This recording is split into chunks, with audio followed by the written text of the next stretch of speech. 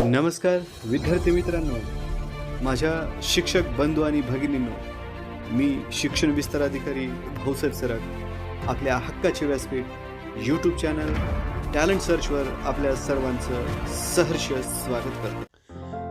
हा आढावा जगन्नाथ लकडे सर आपल्यासोबत आहेत। त्यांना आपल्याला प्रश्न विचारायचे। सर, अतिशय सर्वसामान्य कुटुंबातून आपण पुढे आले आहात आणि आंतरराष्ट्रीय स्पर्धांमध्ये तुम्ही भाग घेतला आणि पदकं सुद्धा मिळवली। ही धावण्याची सुरुवात कशी झाली?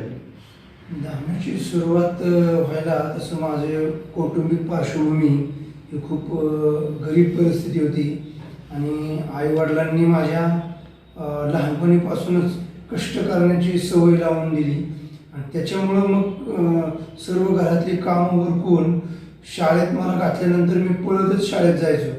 कामं करण्यामुळं थोडासा उशीर व्हायचा आणि शाळेच्या ओढीत शाळा पण शिकायची, काहीतरी करायची म्हणून शाळेत पळत जायचो आणि पळत गेल्यानंतर शाळेत सुद्धा मला क्रीडा शिक्षक योगायोगाने अशी भेटले की त्यांनी सुद्धा मला शाळा सुटल्यावर किंवा शाळा सुटायच्या 1 तास अगोदर ते ग्राउंडवर पळवून घ्यायचे आणि सराव करून घ्यायचे आणि त्याच्यामुळं मग माझा नंबर तालुक्याच्या स्पर्धेमध्ये गट जिल्हा असा यायचा आणि ह्या स्पर्धेमध्ये नंबर आल्यानंतर मग आमचे मुख्याध्यापक S T Jagtap Gaikwad S आणि हे सर मासाळ सर, हे सगळे सर लोक ते ज्या जिंकलेल्या मुलांना वर स्टेजवर बोलवून सर्व प्रार्थनेच्या वेळेस विद्यार्थ्यांच्या समोर टाळ्या वाजवायचे आणि हे फार मला भावून गेलं।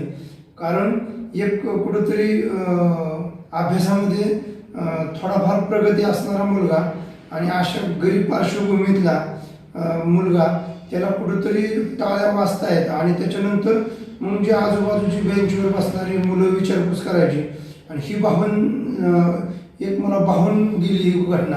ह्याच्यामुळं मग मी सराव करत गेलो की ह्या गोष्टीत आपल्याला फार मोठा रिस्पेक्ट मिळतोय, आदर मिळतोय आणि कौतुक होतंय, विचारपूस होती। म्हणून म्हणलं हे सराव आपण कंटिन्यू ठेवायचा आणि ह्याच्यातच भाग घ्यायचा। या गोष्टीमुळे खऱ्या अर्थाने मी इकडं धावण्याकडे जास्त वळालो। ग्रामीण भागातील गरीब विद्यार्थ्यांसाठी जे होतकरू आहेत आणि चांगले खेळाडू आहेत अशा विद्यार्थ्यांसाठी आपण स्पोर्ट्स अकॅडमी सुरू केली। त्याचबरोबर माजी सैनिकांसाठी सुद्धा एक चांगलं संघटन आपण उभं केलं। काय सांगाल त्याबद्दल? आर्मीतून ह्या सेवेमध्ये आल्यानंतर जर कधी रविवारचा वेळ मिळाला किंवा काही शासकीय सुट्ट्या जर मिळाल्या त्या वेळामध्ये कुठंतरी आपण कोचिंग करावं आणि मुलांना ट्रेनिंग द्यावं आणि ते त्या मुलांना द्यावं की ज्यांना अजिबातच काय अशा पद्धतीची सुविधा ग्रामीण भागामध्ये मिळत नाही। शहरामध्ये एकापेक्षा एक कोचिंग क्लब आहेत आणि शहरामध्ये खूप चांगल्या पद्धतीचं कोचिंगसुद्धा मिळते आणि ग्राउंडसुद्धा उपलब्ध आहेत। तर आपण आपल्या भागामध्ये काही त्या इंटरेस्टेड मुलांना घेऊन, त्या राकट मुलांना घेऊन किंवा त्याच्यात चांगलं करू इच्छिणाऱ्या मुलांना घेऊन तसं आपण त्यांना प्रशिक्षण द्यावं। आपल्या असणारा अनुभव, आपल्या जवळ असणारे नॉलेज, काय तिथल्या स्थानिक लोकांच्या बरोबर त्यांना घेऊन ते द्यावं असं वाटलं आणि आपण कुठेही असलो तरी ते आजकाल ऑनलाईन पद्धतीने त्यांना वर्कआउट द्यायचं आणि तशा पद्धतीने त्यांचा फीडबॅक घ्यायचा। अशा कल्पनेतून स्पोर्ट्स अकॅडमी स्थापन करण्याचा निर्णय घेतला आणि माझ्या पगारातून तिथं 2 कोचेस तिथं मी त्यांना अपॉइंट केलं आणि एक मोफत चालू केलं त्यांना ट्रेनिंग देणं आणि त्याच्यातून बऱ्याचशा त्या परिसरातल्या मुलांनी ट्रेनिंग पण घेतलं। कधीमध्ये वेळ मिळाल्यावर मी त्यांना भेटी देऊन काही टिप्स दिल्या, काही त्यांना चांगल्या पद्धतीचे आर्मीचे सुद्धा लोक मी त्यांना मार्गदर्शनासाठी केली आणि वेगवेगळ्या पद्धतीचं त्यांचं अभिनंदन आणि सत्कारसुद्धा तशा मुलांचं आम्ही चालू केलेलं आहे। त्याचबरोबर आपण आता एक सैनिक संघटनेचं बोलले तर मी माजी सैनिक असल्यामुळे बरेचसे सैनिक माझे मित्र होते, तर ते बिचारे तरुणाच्या मेन उमेदीमध्ये ते सैन्यामध्ये भरती होतात आणि त्यांचा पूर्ण काळ हा सैनिकांच्या त्या सीमेवर जात असतो आणि त्या सीमेवर जात असताना काही ठराविक कंपाऊंडमध्ये त्यांचं वागणं, वर्तन आणि त्या पर्टिक्युलर सैनिकांच्यातच त्यांना वावरावं लागतं। सगळ्या त्यांच्या गरजा पूर्ण होत असतात, दैनंदिन गरजा असतील किंवा इतर। परंतु ज्यावेळेस ते उतरत्या वयामध्ये रिटायर्ड होऊन समाजामध्ये येत असताना त्यांना कोणी असं आपलं दुःख सांगणारं किंवा समाजामध्ये मिसळताना त्यांना बऱ्याचशा अडचणी निर्माण होतात. मग त्या सैनिकांना सहसा कोणी कॉपरेट करत नाही किंवा सहसा सहकार्य करायला एवढा कोणी पुढे येत नाही. त्याची विचार करण्याची पद्धत, त्याचा ते निर्णय घेण्याची क्षमता, त्याचे वेगळे अनुभव, काम करायची पद्धत ती वेगळी असते. तर त्यांना कुठंतरी एकत्रित येऊन काही शेअर करावं, आपापसामध्ये काही चर्चा करावी, आपले अनुभव कुठल्या तरी प्लॅटफॉर्मवर त्यांनी सांगावेत. आणि तिथून माझ्या ज्या ह्या खेळाच्यामुळं असणाऱ्या काही थोड्याफार लोकांच्या ओळखी असतील त्यांच्या माध्यमातून त्यांचे प्रश्न सोडवायचा असं माझ्या मनामध्ये आलं. म्हणून त्या स्थानिक लोकांच्या माध्यमातून एक सैनिक संघटना माझ्या घराला राहायला जागा घेतलेली, 1 गुंठा जागेमध्ये त्यांना ऑफिस बांधून दिलं स्पोर्ट्स अकॅडमी आणि सैनिक संघटनेचं. आणि त्याच्यामध्ये त्यांना कामं करायला सांगितली. आणि मधून अधून काही शंका म्हणजे त्यांना वाटल्या किंवा काय गायडन्स जर असेल तर मी मधून अधून त्यांना मार्गदर्शन करत असतो. आणि अशा पद्धतीनं आज चांगल्या पद्धतीनं सोमेश्वर स्पोर्ट्स अकॅडमी असो किंवा सैनिक संघटना असो ही चांगलं काम करतात. सैनिक संघटना, आजी सैनिक संघटना बारामती तालुका ही फार चांगल्या पद्धतीचं जवळपास 300 लोक त्याला जोडलेली गेलेली आहेत. आणि त्याचं काम इतकं अतिशय चांगलं चाललेलं आहे की ते पूरग्रस्त पाठीमागच्या काळामध्ये कोल्हापूरमध्ये झालेले पूरग्रस्त असो त्यांना स्वतः तिथं जाऊन सैनिक टाकळी गावामध्ये सैनिकांनी आमच्या मदत केलेली आहे. त्याचबरोबर आमच्याबरोबर ॲडव्होकेट गणेश आळंदीकर, अनिल शिंदे, त्याचबरोबर बाळासाहेब शेणकर, त्याचबरोबर इतर अजूनही नवीन खूप चांगल्या पद्धतीची टीम, राजाभाऊ थोपटे असतील, भापकर साहेब असतील, बरीचशी अशी जी लोक आहेत खूप तळमळीनं कामं करतायत. आणि त्याच्या माध्यमातून आपल्या सैनिक सहकाऱ्यांचे प्रश्न, त्याचबरोबर आता ह्या कोरोनाच्या काळामध्ये सुद्धा त्यांनी जवळपास 1 लाखाचं रुपयामध्ये येणारं साहित्य आणि आर्थिक मदत प्रांत कार्यालयाला दिलेली आहे. त्याचबरोबर आम्हाला सोमेश्वर साखर कारखान्यामार्फत काही जी मदत मिळाली सॅनिटायझर वाटपासाठी ते सैनिकांच्यापर्यंत आणि ते गरजू लोकांच्यापर्यंत आम्ही सॅनिटायझरसुद्धा सोशल भावनेनं पोहोचवायचा प्रयत्न केलेला आहे. ज्या ज्या गोष्टी सैनिकांचे बांधाचे प्रश्न असो, जमिनीचे प्रश्न असो, ते सुद्धा प्रश्न आमचे सैनिक आणि आम्ही तशा टीम्स वगैरे बनवलेले आहेत. आणि त्या टीमच्या माध्यमातून ते प्रश्न ते सोडवत आहेत. आणि स्वतःच ती टीम ॲक्टिव्ह होऊन एकमेकांना सहकार्य करतात. सुखदुःखामध्ये ते जातात. आणि त्याच्यातूनच सैनिक महाउद्योग म्हणून सुद्धा ज्यांना वेळ आहे, ज्यांच्याकडे आर्थिक चांगलं आहे, ते सैनिक रिटायर्ड झाल्यानंतर अनुभवी आणि वेळ असणारे सैनिक महाउद्योग सुद्धा त्यांनी निर्माण केलेला आहे. म्हणजे सैनिक हा स्वतःच्या पायावर सुद्धा उभा राहू शकतो. तो इथं आल्यावर समाजाची सेवा करून स्वतःच्या पायावर उभा राहून समाजाला चांगल्या पद्धतीचं सेवा देण्याचं सुद्धा त्याच्याकडे इच्छाशक्ती आणि विल पॉवर आहे. हे आपल्या आमच्या या सैनिकांनी, तालुक्यातल्या आणि इतर सैनिकांनी सुद्धा दाखवून दिलेलं आहे. आणि मला असं वाटतं जे मी विचार करतोय आणि गणेश आळंदीकर सारखे लोक सुद्धा कायद्याच्या बाबतीत सैनिकांनी कसं कंट्रोल राहून कशा पद्धतीनं प्रशासनाला त्याचबरोबर समाजाला सहकार्य करायचं आहे हे सुद्धा ते पद्धतीनं आम्हाला सहकार्य मिळत आहे. पत्रकार लोक सुद्धा आमच्या त्या भागामधले आणि आपल्यासारख्यांच्या माध्यमातून फार चांगल्या पद्धतीचा सपोर्ट आता भविष्यात सुद्धा मिळणार आहे. आणि ह्याच संघटनेच्या माध्यमातून आम्ही अजून भविष्यामध्ये खूप चांगल्या पद्धतीचं काम आणि चांगल्या पद्धतीचं समाजाला आणि आपल्या राज्यातल्यांच्यासाठी सुद्धा सहकार्य करणार आहोत. आणि त्यासाठी आम्हाला बऱ्याच ठिकाणावर राजकीय प्रशासकीय पातळीवरून सुद्धा सपोर्ट आणि सहकार्य मिळत आहे.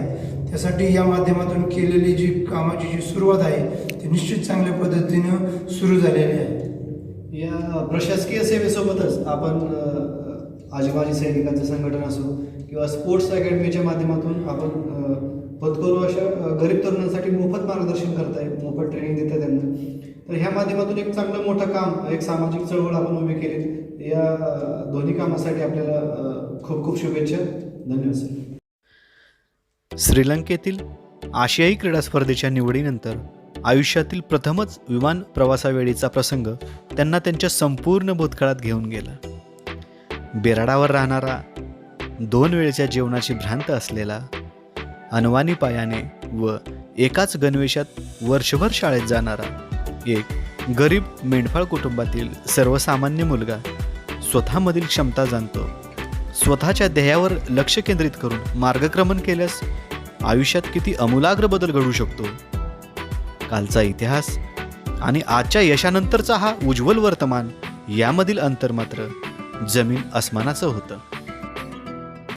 5 किलोमीटर ते 42 किलोमीटरपर्यंतच्या धावण्याच्या सगळ्या प्रकारांमध्ये आपण सहभागी झालात.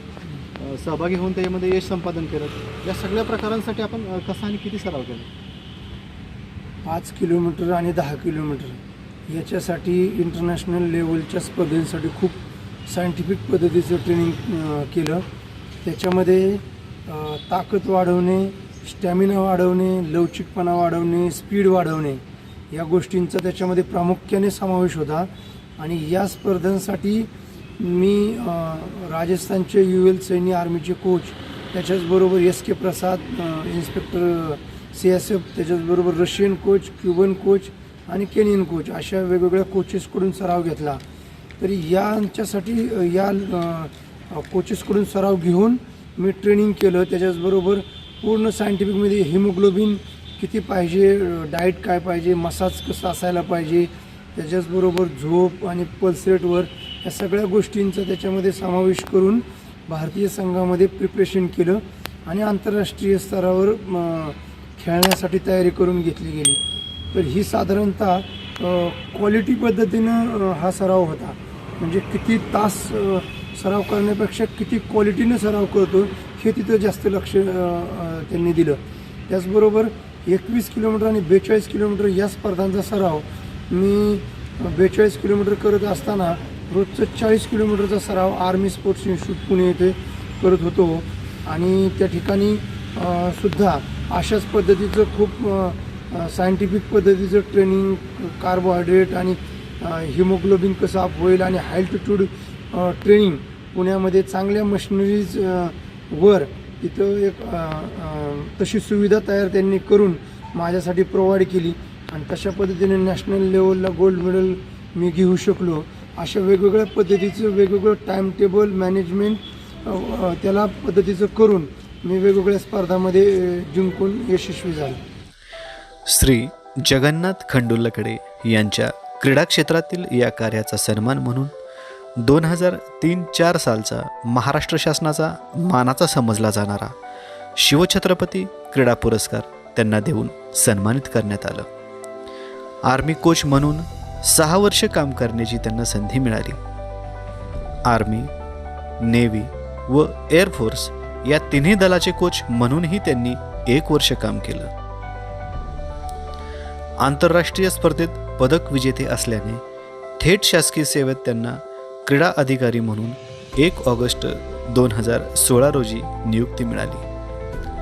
मुंबईतील दबंग कार्याने त्यांनी मुंबईकरांची मनं जिंकली व जिल्हा क्रीडा संकुल बारामतीत काम करत असताना आपला विशेष कामाचा ठसा उमटविताना विविध अधिकाऱ्यांना आरोग्याचं व खेळाचं महत्त्व सांगून खेळाची मैदानं जॉईन करायला त्यांना प्रवृत्त केलं. शासकीय सेवेसोबतच आजी माजी सैनिक संघटना व सोमेश्वर स्पोर्ट्स अकॅडमीच्या माध्यमातून अनेक समाजहिताची कामंही ते करत आहेत. 2002 साली श्रीलंका येथे झालेल्या आशियाई स्पर्धेमध्ये 10 किलोमीटर धावण्याच्या स्पर्धेमध्ये आपल्याला कांस्य पदक मिळालेलं आहे. तर ह्या आंतरराष्ट्रीय स्पर्धांमध्ये धावण्याचा आपला अनुभव कसा होता? आंतरराष्ट्रीय स्पर्धेमध्ये ज्यावेळेस जायचं त्यावेळेसच खऱ्या अर्थानं पहिली ही माझी स्पर्धा आणि धडधड चालू झालं माझ्या हृदयामध्ये की अशा स्पर्धेमध्ये आपण चाललेलो आहोत आणि आपल्याला तिथं कसं होईल. मग मला तो एक आठवलं की जे अनवणी पाय आज विमानामध्ये बसतायत त्याच्यामुळे विमानामध्ये दिलेली ती स्पेशल ट्रीटमेंट आणि त्यानंतर विमानातून खाली उतरल्यानंतर 5 स्टार हॉटेल राहायला दिलं त्याच्यामध्ये असणाऱ्या सोयीसुविधा आणि त्याच्यानंतर आम्हाला बसनी कमांडो सुरक्षितता त्याच्याचबरोबर ग्राउंडवर उतरल्यानंतर ग्राउंडवर वेगवेगळ्या देशांचे वेगवेगळे खेळाडू खूप उंच खूप असे बलदंड त्याचबरोबर खूप स्पीड पाळणारे जवळूनच स्पीडने जायचे आणि खूप वॉकमॅन कानामध्ये घालून काही चष्मे लावून वेगवेगळ्या स्टाईलचे कपडे असणारे असे वेगवेगळ्या खेळाडूंचं वातावरण आणि ते गच्च भरगच्च जत्रेसारखं भरलेलं आणि आदल्या दिवशीची ती वेळ आणि आम्ही वॉर्मअप करायला गेलेलो आणि ते इतकं वातावरण मला भीतीदायक वाटलं की याच्यामध्ये आपला कोण कॉम्पिटिटर असेल आणि आपला त्याच्यामध्ये किती नंबर येईल ही अशी एक कुठेतरी भीती होती मनामध्ये. परंतु मी माझ्या मनाला स्वतःच्या तिथं मोटिवेट केलं की ज्या अर्थी भारतीय सिलेक्शन कमिटीने आपली निवड केलेली आहे आणि आपल्या कोचेसनी आपल्या तयारी करून घेतलेली आहे त्या अर्थानं नक्कीच आपल्यामध्ये काहीतरी चांगल्या पद्धतीचं आपलं सराव आहे आणि आपल्यामध्ये क्वालिटी आहे आणि आपणही यांच्या बरोबरीचं असलं पाहिजे म्हणूनच आपण इथं आलेलो आहे हे स्वतःला मोटिवेट केलं. आणि ते मोटिवेट केल्यानंतर स्पर्धेच्या दिवशी मी तिथं तशाच तयारीने उतरलो आणि स्पर्धा चालू झाली. स्पर्धेमध्ये वेगवेगळ्या देशांचे जपानीज आणि खूपच गोरे तर काही खूपच काळे तर खूपच असे चांगल्या पद्धतीचे बराबरचे खेळाडू तिथे मला दिसले आणि त्यांच्यात धावत असताना आणि श्रीलंकेमधील कोलंबो येथे ह्युमिडिटीचे वातावरण होते ते पळत असताना निम्म्या अंतरावर गेल्यानंतर बऱ्याचशा खेळाडूंची दमछाक व्हायला लागली आणि तहान लागायला लागली आणि ते सगळ्यांना दम लागायला लागला आणि वेगवेगळ्या ठिकाणी तयारी केलेली असल्या कारणाने बहुतेक त्याचं असावं आणि मलासुद्धा असं वाटायला लागलं की आता आपल्याला पण पुढचं अंतर पूर्ण करू शकू का नाही. परंतु मनामध्ये एक विलपॉवर तयार केली आणि सर्व खेळाडू बरोबरच तिथं कुणी पुढं मागं जास्त अंतर होत नव्हतं त्यावेळेस आणि 1-2 खेळाडू पुढं लीड घेतले आणि त्यांच्या बरोबर 5 खेळाडूंचा आमचा जथ्था पुढच्या ग्रुपमध्ये होता. तर त्या ग्रुपमध्ये पळत असताना त्या ग्रुपला चिटकूनच मी त्यांचा पाठलाग सोडलाच नाही आणि त्यांच्या पाठीमागं राहिलो आणि मनामध्ये विलपॉवर तयार करून थोडंसं आपल्या देवाचं स्मरण करून आपल्या भागाचं स्मरण करून पळायला लागलो की आपणही काही कमी नाही आपणही करू शकतो चल चल म्हणून स्वतःला मोटिवेशन केलं आणि तसंच चिटकून राहिलो त्यांच्याशी. आणि माझ्या पुढचे सुद्धा शेवटचे एक राऊंड राहिला होता तो ते 2 मुलंसुद्धा माझ्या पुढची त्यांनी ड्रॉप केलं आणि त्यांनी रेस सोडून दिली आणि मग मी तसाच पळत राहिलो आणि अंतर पूर्ण केलं आणि अंतर पूर्ण केल्यावर मला विश्वासच बसाना की ह्या मुलांना बी आणि ह्या लोकांना बी मी कसं कट केलं आणि पुढं आलो आणि फिनिश लाईन पार केली. फिनिश लाईन पार केल्यावर मग देशाचा झेंडा वगैरे माझ्याकडे देण्यात आला. मग त्या 44-45 देशामध्ये त्यांच्या स्पर्धकांच्यामध्ये त्या कंट्रींच्या झेंड्यामध्ये आपल्या भारताचा झेंडा तो त्यांनी तिथं लावला आणि ती जी मुवमेंट होती ती फार मला म्हणजे अंगावर काटे आणणारी होती आणि त्याच्यामुळं मला फार मोठा आनंद झाला. आणि त्याचबरोबर मला सगळ्यांनी मिठी मारायला सुरुवात केली आणि ते माझं पहिल्या स्पर्धेतलं पहिलं मेडल होतं आणि तो माझा फार मोठा अविस्मरणीय असा क्षण आहे. खूप मोठी अचिव्हमेंट होती ती सर. आंतरराष्ट्रीय स्पर्धा म्हटलं की सगळे खेळाडू सारख्याच दर्जाचे असतात सारख्याच ताकदीचे असतात परंतु शेवटपर्यंत जे खेळाडू टिकून राहिले तग धरून राहिले किंवा स्टॅमिना त्यांचा शेवटपर्यंत राहिला ज्यांची विल पॉवर कायम राहिली अशीच विद्यार्थी आपल्यासारखे खेळाडू टिकत असतात आणि जिंकत असतात. नक्कीच आपण ही अचिव्हमेंट आपली आम्हा सर्व तरुणांसाठी किंवा आपल्या राज्यातल्या खेळाडूंसाठी अतिशय प्रेरणादायी आहे. आपलं असंच काम आता क्रीडा अधिकारी म्हणून आपण जे काम करत आहात विद्यार्थ्यांना घडवत आहात स्पोर्ट्स अकॅडमीच्या माध्यमातून सुद्धा आपण सर्वसामान्य विद्यार्थ्यांसाठी मोठं काम उभं करताय. तर हे काम आपलं असंच अखंड चालू राहो आणि या माध्यमातून असे अनेक राज्यस्तरावरचे राष्ट्रीय स्तरावरचे आणि आंतरराष्ट्रीय स्तरावरचे खेळाडू घडवत हे आपल्याला सदिच्छा आणि आमच्या चॅनलकडून आपल्याला भावी कार्यासाठी खूप खूप अशा शुभेच्छा. धन्यवाद सर. धन्यवाद. सर्वसामान्य खेळाडू असताना फ्लाइंग सिख मिल्खा सिंगला धावताना बघून आपणही असंच बनायचं. देशासाठी सैन्य दलातील सेवेबरोबरच खेळामध्येही नाव कमवायचं असं जीवनाचं ध्येय ठेवलेल्या जगन्नाथचा उत्कृष्ट कोच म्हणून विशेष सत्कार मिल्खा सिंग यांच्याच हस्ते होणं हा त्यांच्या आयुष्यातील एक सुवर्णयोगच म्हणावा लागेल. सर आपण सर्वसामान्य कुटुंबातून आलेला आहात. सर्वसामान्य कुटुंबातील तरुण आणि विद्यार्थी यांचे आपण आयडॉल आहात. तर ह्या तरुणाईसाठी आपण काय संदेश द्याल? विद्यार्थ्यांनी आणि तरुणांना मला आवर्जून सांगावं असं वाटतं की त्या सर्व विद्यार्थी आणि तरुणांनी जास्तीत जास्त वेळ ग्राउंडमध्ये घालवायचा प्रयत्न करायचा आहे. आणि आजकालच्या काळामध्ये कितीही मॅच्युअर्ड आपण स्वतः जरी असलो तरी मोबाईल आणि टी व्हीच्या जाळामधून आपण निघणं अवघड होतं आहे. पण स्वतःची जर मानसिकता आपण कणखर बनवली तर काहीच अवघड नाही. त्याच्यामुळं या विद्यार्थ्यांनी खेळाडूंनी या वयामध्ये मैदानामध्ये दिवसातून एकदा अर्धा तास ते पाऊण तास घाम गाळणं गरजेचं आहे. आणि हा जर घाम गाळला तरच पुढे ते कुठल्याही फील्डमध्ये गेले, सायंटिस्ट असोत, वकील असोत, डॉक्टर असोत, त्यांना त्यांची मानसिकता आणि शरीर हे दोन्हीही सपोर्ट देणार आहे. त्याच्यामुळं जर भविष्यामध्ये तुम्हाला कुठल्याही रोगाला बळी पडायचं नसेल तर आत्ताच आपण आपल्या फिटनेसवर लक्ष द्यावं. त्याचं प्लॅन करणं गरजेचं आहे आणि ते प्लॅन एक्झिक्यूट करणं गरजेचं आहे. मैदानात जाणं गरजेचं आहे. आणि त्याच्यासाठी कुठल्याही माणसांची किंवा कुठल्याही याची गरज न बाळगता स्वतःला मोटिवेशन देणं खेळाडूंनी आणि विद्यार्थ्यांनी गरजेचं आहे.